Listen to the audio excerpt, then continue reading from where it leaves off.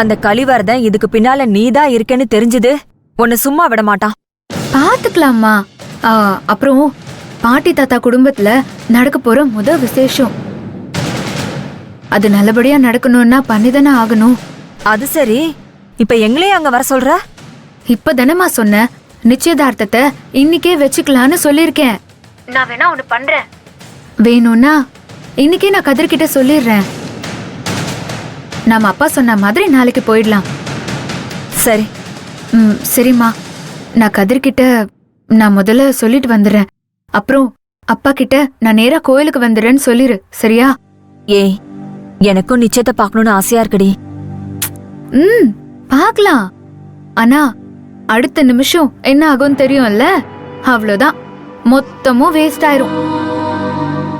அதனால நான் நிச்சயதார்த்தத்தை செல்போன்ல வீடியோ எடுத்து அனுப்புறேன். அதை பார்த்து சந்தோஷப்பட்டுக்க, போதுமா?